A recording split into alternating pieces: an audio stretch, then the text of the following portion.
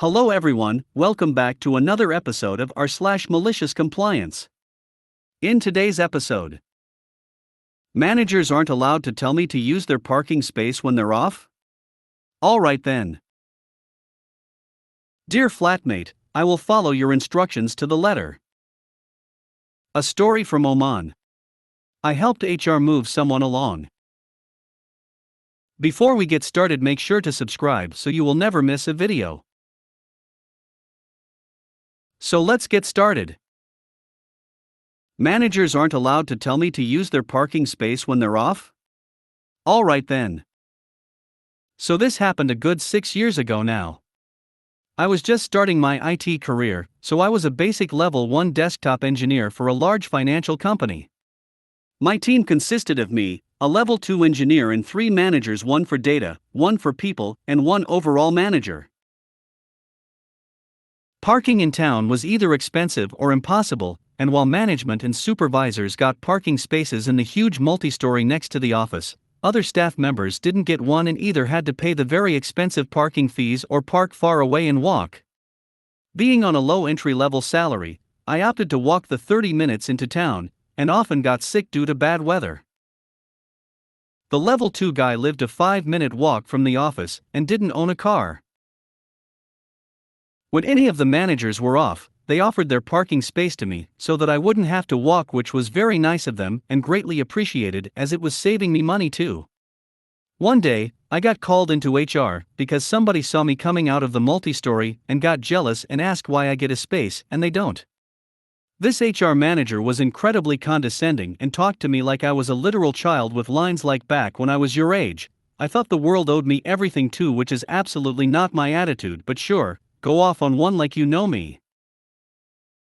She said it wasn't fair on the level 2 guy, because he might want the space too. She wouldn't listen when I said he didn't drive, and even said to me he didn't want it after I asked if he was okay with me using the space.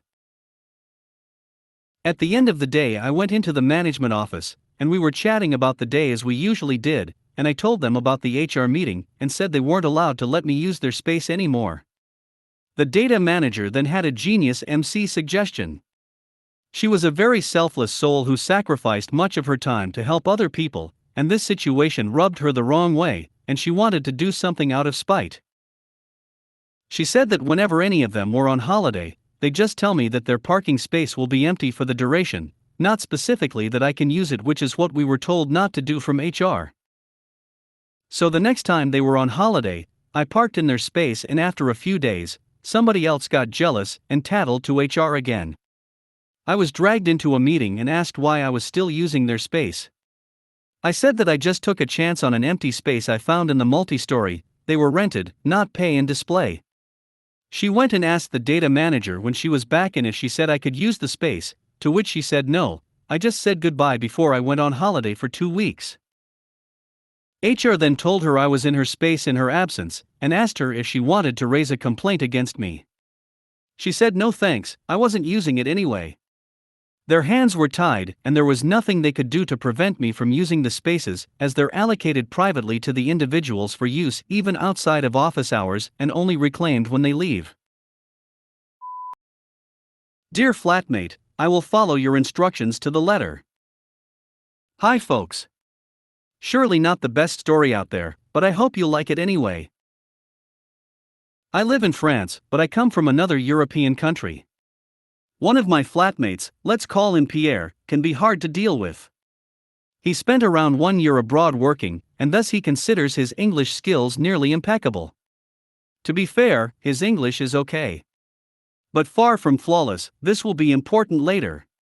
In addition to this, one of his worst traits is that sometimes he seems to have an urge to correct any teeny tiny imperfection in your statements, I guess just to show you that you're wrong, and he knows better. An example?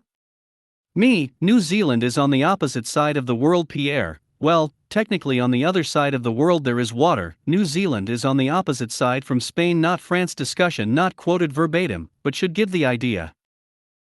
One specific episode, leading to the MC, left me with a bad taste in my mouth.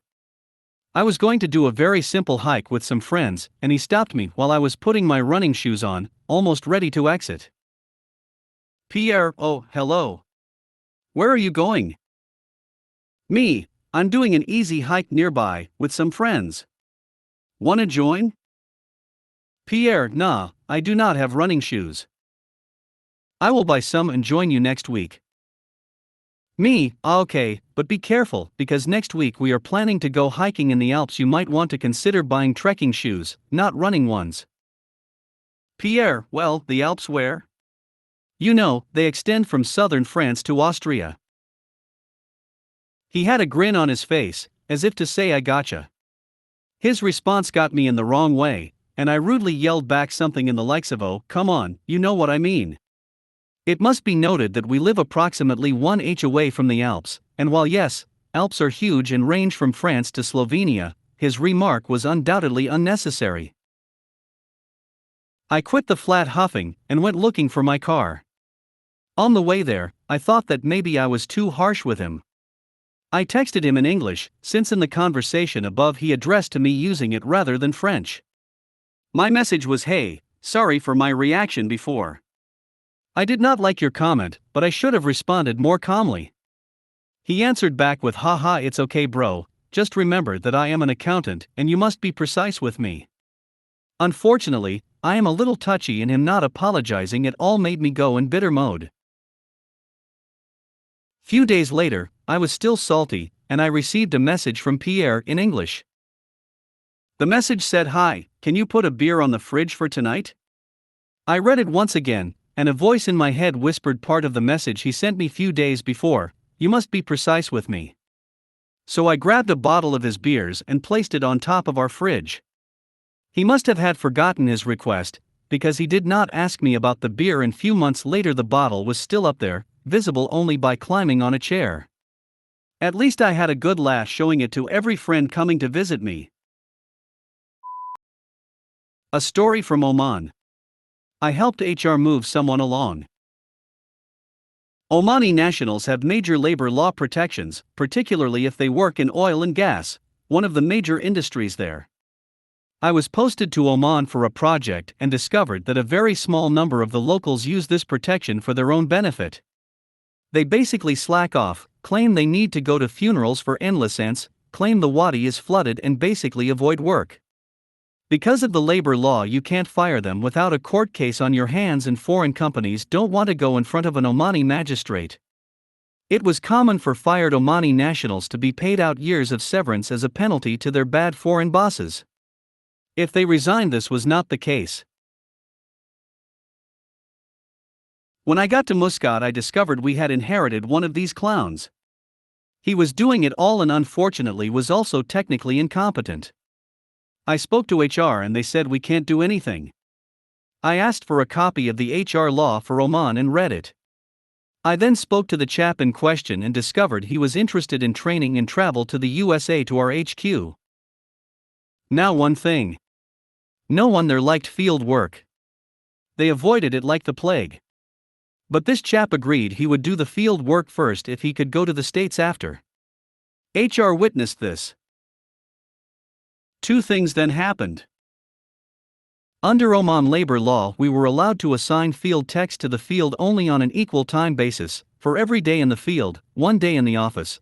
But there was curiously no upper limit in the law as to how long you could send someone for a contiguous period, provided it was equal time within the year. Edit for clarity.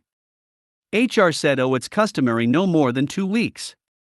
I asked if this was in his contract, and they said no. I then said, okay, I am assigning this chap to 180 days in the field so we can then send him to the USA for 180 days. HR looked at me as though I was mad, but I insisted it was legal. They double-checked and said, okay, seems legal. I told the chap the next day he came, and since you agreed to go to the USA, we are sending you for 6 months, however you need to go the field for 6 months, leaving tomorrow, to a nasty desert camp. He resigned on the spot. HR came in and privately congratulated me. Turned out they'd been trying to get rid of the chap for 5 years. Where's the malicious compliance? I complied completely to the letter of the law in a malicious manner.